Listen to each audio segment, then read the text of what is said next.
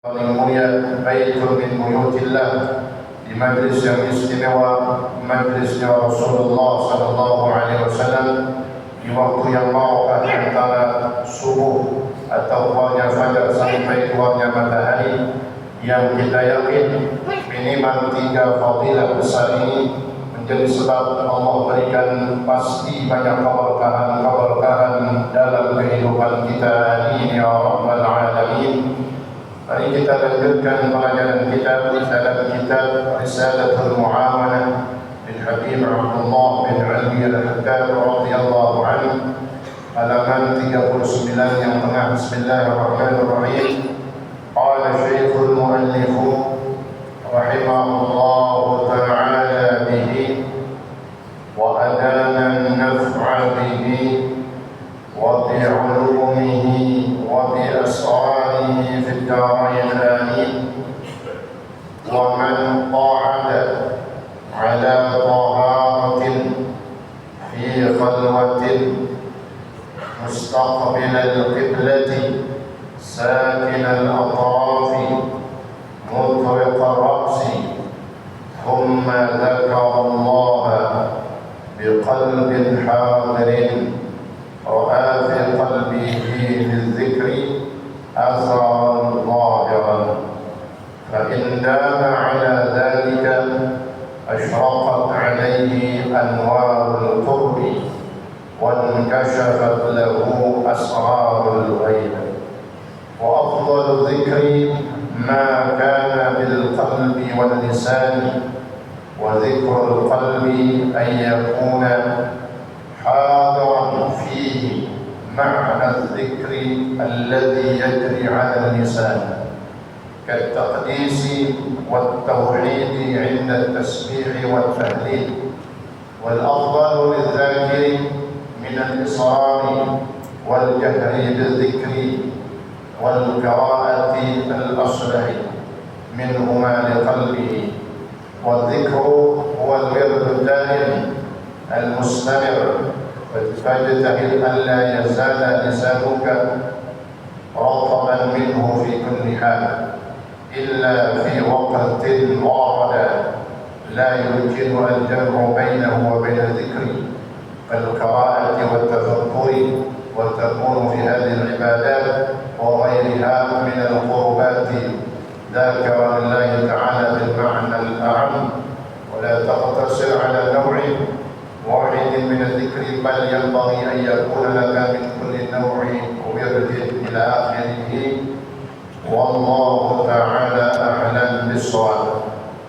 Hadirin yang dimuliakan Allah Subhanahu wa taala, masih di dalam nasihat Al-Imam Haddad yang berkaitan dengan mengingat Allah Subhanahu wa taala, ayat-ayat ataupun firman Allah Subhanahu wa taala, dan juga hadis-hadis Nabi kita Nabi Muhammad SAW telah kita bahas dan kita pelajari, yang berkaitan dengan perintah dan keutamaan berzikir. Sehingga selanjutnya beliau Imam Haddad menjelaskan bagaimana cara berzikir yang baik, cara berzikir yang insyaallah dengan cara yang diajarkan oleh Rasulullah SAW, maka zikir tersebut akan ada dampak kebaikannya dalam hati dan diri kita. Memang berzikir adalah cara mengingat Allah yang memang luas. Artinya luas, dalam keadaan apapun kita boleh berzikir dan sah zikirnya dan dicatat sebagai orang yang berzikir.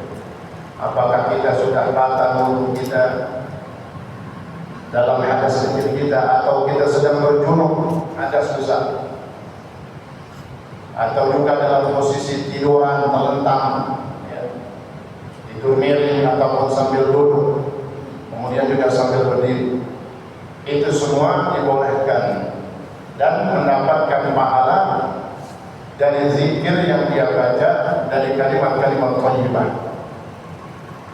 Namun dari sekian cara berzikir yang memang dibolehkan. Sampai berhadas besar aja masih boleh dan diterima zikir kita.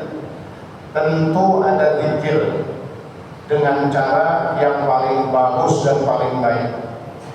Itulah cara yang disampaikan oleh beliau menghadap. Apa kata beliau? Wa man qa'ada, dan siapa orang yang duduk ala qa'atin, dalam kondisi suci, dalam keadaan suci, artinya dia tidak berhadas kecil apalagi berhadas besar. Gampangannya dia punya wudu, itu maksudnya. Duduk, caranya duduk ya. Kemudian duduknya kita sudah bersuci.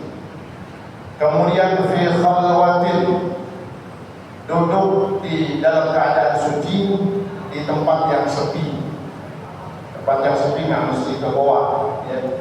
Di mana rumah kita ada sisi-sisi tempat yang bisa kita menyendiri ya.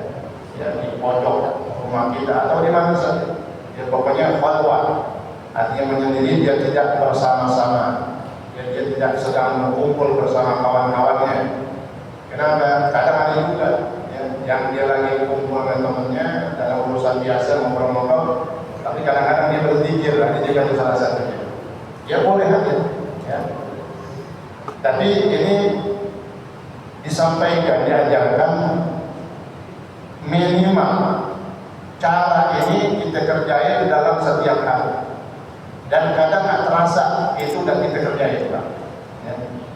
Kapan nantinya duduk suci ya, dalam keadaan punya wudu, fi khalwatin, dalam tempat yang menyendiri, yang tidak ada orang di sekitarnya. Kenapa maknanya khalwat? Karena yang pertama menjauhkan dari riya dan sum'ah ya. Bagi tadi itu dia lagi bareng-bareng temannya, namun di satu sisi ada satu orang yang lagi berzikir, dikhawatirkan ya, dia dianggap riya, apalagi sampai dikeluarin tasbihnya ya. Tasbihnya enggak terima kecil ya. Enggak yang 11 tapi yang dari istilahnya ya, totalnya. Begitu duduk-duduknya lagi. Nah ini cara yang jangan kita kondolkan berpikir seperti itu. Atau juga bisa kadang-kadang kita lagi di masjid ya, atau di jalan mau ke masjid main Jumat ya, bertasbih di tenteng gitu. Iya kita tahu yang mau ibadah, tapi jangan mulai dulu. Tempat ibadahnya di mana? Di dalam masjid. Berzikir boleh silahkan, lisan kita ya. Ini yang mana diajarkan ya. Boleh saja kita falakat sampai subhati al-qadir ada, pakai tasbih, pakai subhah boleh ya, tapi dilihat tempatnya bagaimana. Kalau bisa fi khalwatin, nah ini boleh nih tasbih kita keluarin kapan, mau lagi sendiri ya, di rumah kita gitu. Mustaqbilal qiblah ya, duduk suci diri kita, tempat yang sepi, tentu afdalnya ada mustaqbilal qiblah, menghadap ke arah kiblat. Sakinal atrafi, saya pernah kasih tahu kalau bisa kita punya ruang tamu yang sering kita duduk di situ, bukan karena nerima tamu doang. Kadang-kadang kita duduk aja di situ ya, pulang kerja di situ, mau nanti makan di situ. Kalau bisa itu bangku kursi sofa menghadapnya arahnya ke arah kiblat. Bicara apa namanya itu, bukan obat Cina apa kan? Bukan panci ya, bukan ini. Ini cara syariat Islam. Jadi maksudnya apa? Keseharian kita ketika di rumah selalu menghadap ke kiblat. Itu bagus untuk menata hati, bagus untuk mengontrol hati. Selalu menghadap ke kiblat. Ini bukan lagi sholat jelas wajib. Ini dalam keadaan biasa. Lampunya tinggal setel, modelnya kok dari arah kita. Apa maksudnya? Satu saat kita mau pakai buat zikir, yang memang situ kita duduk, kemudian menghadap ke kiblat, kita udah punya terus secara kursi atau sofa yang memang udah ada kiblat. Atau boleh juga dengan di atas sejadah, artinya dia gelar sejadah untuk secara khusus dia berzikir kepada Allah Subhanahu wa Ta'ala. Nah, tentu biasanya ini kan monyong-monyong tiba-tiba di gelar sejadah langsung zikir, minimal sholat 2 rakaat. Ya tergantung waktunya. Kalau itu waktu duha ya sholat duha. Kalau itu isyraq sholat isyraq. Kalau nggak ada udah selesai duha, kemudian ini sholat apa namanya? Dia mau tambahin lagi sholat apa? Bebas, sholat nafil mutlak. Selama dalam waktu yang tidak dilarang. Ya dari subuh sampai keluar matahari sampai kira-kira naik 1,16 menit. Suci, duduk di tempat yang sepi, ya, paling bagus. Ya. Mustaqbil kiblat, menghadap ke kiblat. Nah, udah kondisi seperti ini kita mau benar-benar khusyuk kita. Sakinal atrafi, dengan pandangan yang tidak kesorong kemari. Kadang-kadang zikir, ada yang zikir sambil nonton sini atau yang video, atau nonton bola, gol juga, ya, itu gol kaget rempet gol juga, ya boleh aja, ya, tapi yang bagus, ya, ini minimal sehari-hari kita kerjain. Kapan? Setiap habis sholat. Kita nggak bisa kalau menjadi waktu khusus, minimal setiap habis sholat kita berzikir. Dalam kondisi tadi, duduk, ngadep kiblat, masih suci, belum batal, kemudian mata tertuju ke bawah. Muktarin korupsi. Yang bagusnya kondisinya keadaan kepala gimana? Dengan menundukkan kepala. Ini banyak orang nanya, Pak. Ustaz, kita berzikir kalau di rumah. Nah, ini caranya. Jangan mentang-mentang kita mau di rumah bebas sama kita mau dalam muka mau kemana aja, mata kan. Bagusnya tertuju ke bawah, kayak kita sholat. Sholat gimana aja? Lihat tempat sujud kita. Situ berzikir. Mutriqoroksi kata Muhammad. Pandangannya kemana-mana ke tempat sujudnya. Kalau dia pakai sejadah, ke bawah kan. Kenapa? Mutriqoroksi dengan menundukkan kepala. Itu cara zikir yang bagus. Setelah keadaan yang sempurna seperti itu, kemudian ada tsumma dzakarallah. Kemudian mulailah kita berzikir atau mengingat Allah Subhanahu wa Ta'ala. Zikir yang maksudnya adalah zikir lisan seperti istighfar, tasbih, tauhid, tahlil dan banyak kalimat-kalimat thayyibah. Zikir. Ya, dalam posisi tadi, kemudian mulai kita berzikir. Dengan apa? Biqalbin hadirin. Berzikir kepada Allah dengan hati yang hadir, dengan menghadirkan hatinya. Ikhlasnya di bawah. Wa dzikrul qalbi ayyakuna hadiran fi. Maksudnya lagi zikir. Kemudian biqalbin hadirin, dengan hati yang hadir.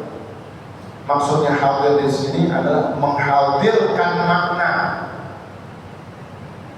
menghadirkan arti. Kita udah tahu artinya, Pak. Seperti kita lagi tahlil nih, ataupun bertauhid, la ilaha,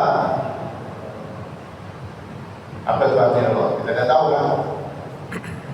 Kadang-kadang kita udah tahu.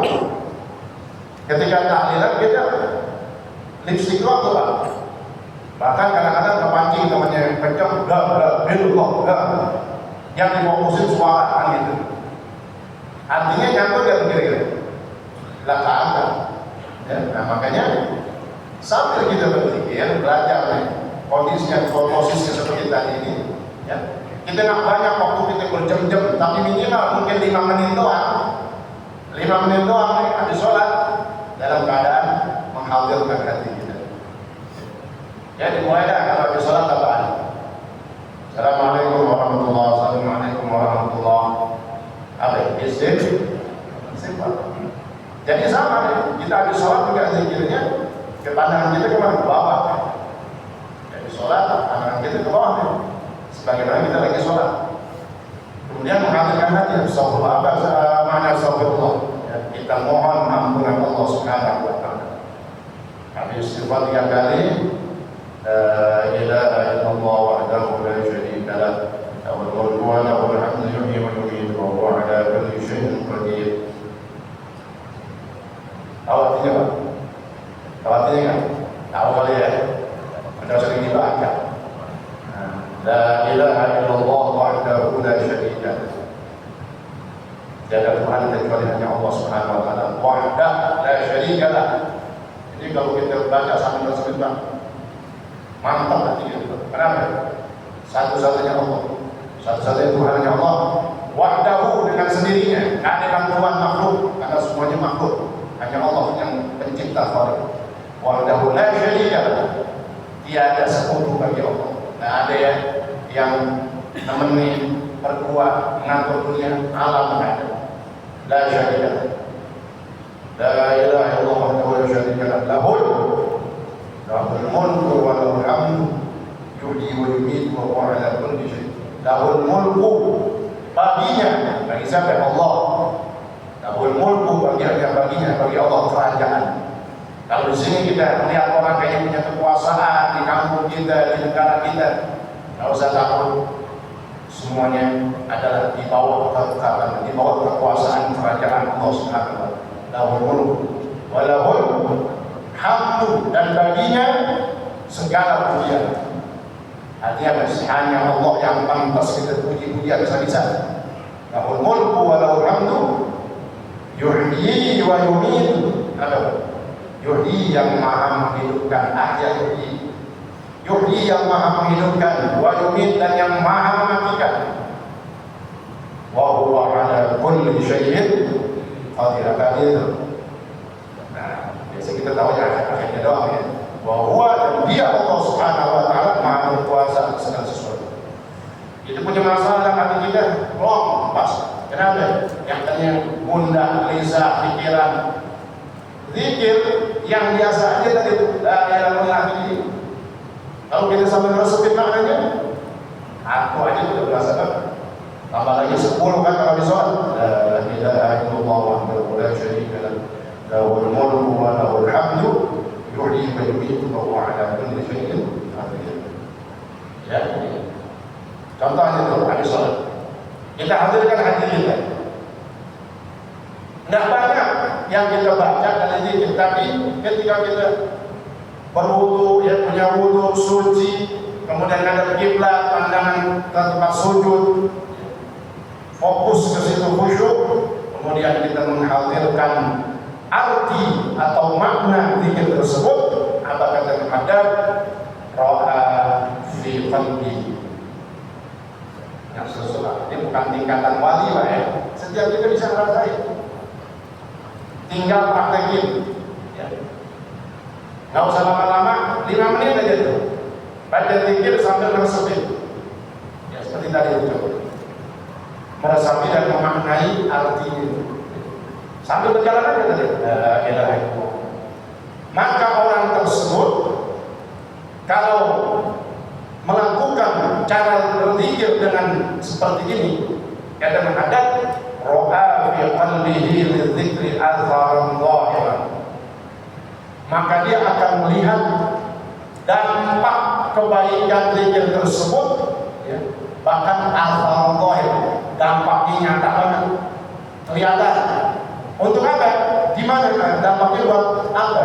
Fi qalbihi, ro'a fi qalbihi lidzikri atharan zahir, dia akan melihat di dalam hatinya, dia akan merasakan dalam hatinya, ya, dia kan bisa hatinya, merasakan. Dia akan merasakan di dalam hatinya dampak yang sangat nyata. Seperti apa tadi, ketenangan. Sebagaimana firman Allah, ala dzikrillahi tatma'innul qulub. Jaminan orang ingat Allah di tengah susahnya, gelisahnya, sumpahnya hidup dia. Makanya kita suruh ingat nama Allah, lagi susah, ingat nama Allah. Siapa yang ingat nama Allah, tidaklah orang yang susah kemudian dia mengingat Allah, melainkan yang akan dimudahkan urusannya. Tidaklah yang sumpah. Orang yang sumpah kemudian dia ingat Allah, maka akan dibukakan jalan keluar dalam setiap permasalahannya. Penyakitnya akhir zaman, orang ketika banyak masalah bukannya zikir, bukannya ingat nama Allah. Contohnya tadi lah, baca aja la ilaha illallah, itu aja, itu kan obat semua tuh. Ini orang penyakit betul, hatinya gelisah, gundah, gulana, sumpah, galau, bukannya berpikir, moto, masak, mungkin gua mati hidup katanya. Nah orang sebaiknya belum. Jadi bukannya doa, karena dimulai bukan dari kebaikan. Yang masing-masing status yang, pokoknya status, kalau status itu pengajian itu udah aja. Beda pengajian itu status, itu yang paling bagus. Kenapa? Ketika kita punya masalah, banyak ayat dan hadis Nabi yang sangat memerintahkan kita untuk selalu mengingat Allah Subhanahu wa Ta'ala. Nah, dengan ingat Allah seperti berzikir, dengan dia menghadirkan artinya tadi itu maknanya. Baru sekali aja bahkan yang menghadap, dia akan nampak, dia akan lihat, dia akan merasakan hatinya itu beda. Coba ya, lagi sumpah nih, dikit tadi, sambil merasakan hatinya. Wa terakhir itu, wa ala kulli syai'in qadir. Hilang gitu bisa. Baca lagi la ilaha illallah. Kan kita ketika orang lagi takut gelisah dan takut kepada makhluk itu, apa pada sisi apa saja, ya utangnya, dari sisi masalah kehidupan ekonomi, atau dari sisi pergaulan. Ketika dia sebut la ilaha illallah, di dunia ini nggak ada yang membuat kita gentar dan takut kecuali hanya Allah Subhanahu wa Ta'ala. Kenapa? Allah lah zat yang maha menolong kita. La ilaha, tiada Tuhan, tidak ada Tuhan yang paling luar biasa kecuali hanya Allah Subhanahu wa Ta'ala yang pasti menolong diri kita. Ya. Kata Imam Haddad, coba ini berzikir dengan cara yang sempurna tadi, maka dia akan merasakan di dalam hatinya dampak kebaikan yang luar biasa. Kalau hati itu dampaknya apa? Long, luas. Ya, jangan itu yang susah jadi gampang, yang sulit jadi mudah, yang gelisah terbuka. Nanti ada Pak, Allah kasih ilham. Orang beriman, orang soleh itu kalau dapat arahan-arahan itu bukan wahyu itu hanya Nabi dan Rasul. Ketika kita beriman, dapat arahan Allah, ilham Nabi. Bagaimana seperti ilham yang Allah berikan, arahan yang Allah berikan kepada Nabi, ibunya Ummu Musa. Ibunya Nabi Musa waktu lahir. Nabi Musa kan itu lagi pas tahun pembantaian. Ya, karena kalau kita lihat tafsirnya itu selang-seling Pak. Di masa Fir'aun, ya, begitu dikomplain sama menteri-menterinya, kata menteri-menteri Fir'aun, ini jangan tiap tahun kita bunuhin orang mati, bayi lagi. Ya udah, kata Fir'aun selang-seling, tahun ini kita bunuhin nih, kan bayi lagi dibunuh-bunuhin. Kenapa? Kan pernah bermimpi, ya, akan ada seorang laki yang akan mengalahkan kerajaannya Fir'aun. Sekarang bunuhin, tahun besok kakak. Makanya diceritakan Nabi Harun, ya, yang kakak ataupun saudara Nabi Musa lahir pas lagi di tahun tidak ada pembunuhan bayi. Nabi Musa pas tahun dilakukan pembunuhan bayi. Bingung itu. Itulah makanya diilhamkan oleh Allah. Masukin ke sunduk satu peti kotak yang muat ini bayi, kemudian alirkan di sungai ini. Ya. Nanti Allah yang menjalankan dan menuju, ya, ke tempat-tempat yang memang sudah ditentukan oleh Allah Subhanahu wa Ta'ala. Ketika kita sudah cobain berzikir dengan cara suci sendiri, ada kiblat, mati, mata tetap ke bawah, ya, pandangan ke tempat sujud, kemudian menundukkan kepala sambil dia memaknai, mengartikan dalam setiap zikirnya, maka akan dia rasakan dampak yang baik dalam hatinya.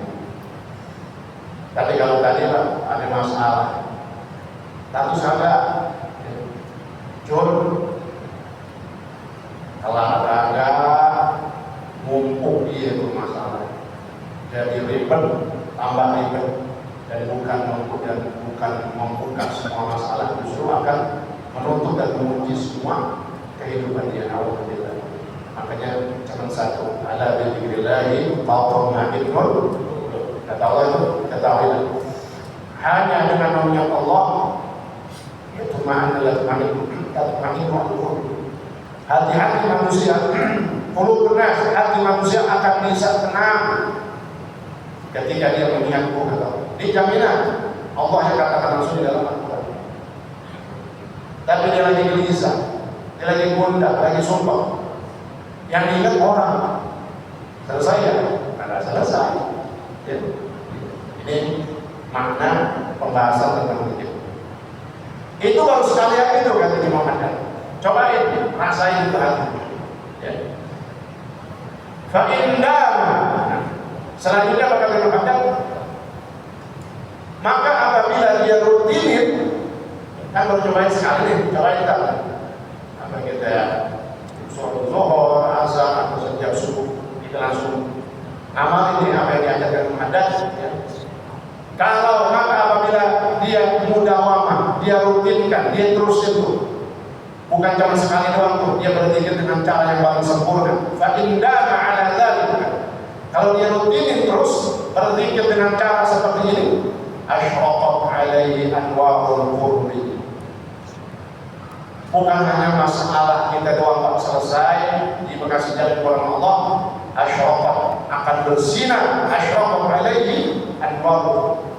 Dalam hatinya akan nampak cahaya-cahaya Allah masuk dan keinginan-keinginan untuk selalu mendekatkan diri kepada Allah Subhanahu wa taala. Ini efeknya orang kalau sudah selalu dan sering berzikir dengan cara yang paling sempurna tadi. Hatinya ya akan makin bersinar terang. Ya minimal terang lah. Kalau gelap kan sumpah ya hati gelap, hati hitam. Ya hati keras itu sampai berarti. Gelap, keras, hitam itu hati yang jelek. Ya. Nah ini kalau dia sering ini asyraqat alaihi anwarul qulub, insyaallah cahaya-cahaya Allah akan masuk ke dalam hatinya dan akan selalu merasa ingin dekat dengan Allah Subhanahu wa taala, atau minimal akan selalu ingin ingat nama Allah dengan menyebut nama Allah Subhanahu wa taala. Terakhir, wan kashafat lahu asrarul ghaib. Dan kalau dirutinin orang ini ya, atau kita berzikir dengan cara yang paling sempurna ini, kita rutinin Pak, selalu begini caranya, wan kashafat lahu asrarul ghaib, maka akan terbuka bagi orang tersebut rahasia-rahasia yang gaib. Makanya sudah menjadi akidah Ahlus Sunnah wal Jamaah ketika seorang soleh bahkan tingkatannya wali min auliyaillah, dia bisa kasyaf namanya. Dari mana kasyafnya? Karena kalau berzikir sudah zikirnya banyak, zikirnya terus-terusan ya para ulama, para aulia, para solihin, zikirnya nggak berhenti, dan ketika berzikir yang diingat cuma Allah. Ini jaminannya bakal digunakan. Akan terbuka bagi orang tersebut rahasia-rahasia perkara baik. Ya, minimal buat dirinya. Ya. Dan untuk kejadian-kejadian yang akan terjadi, dia akan bisa merasakan. Kenapa? Allah muda. Nah kalau kita orang awam masih tutup Allah, Pak, nggak bisa ngerasain manfaat. Ya.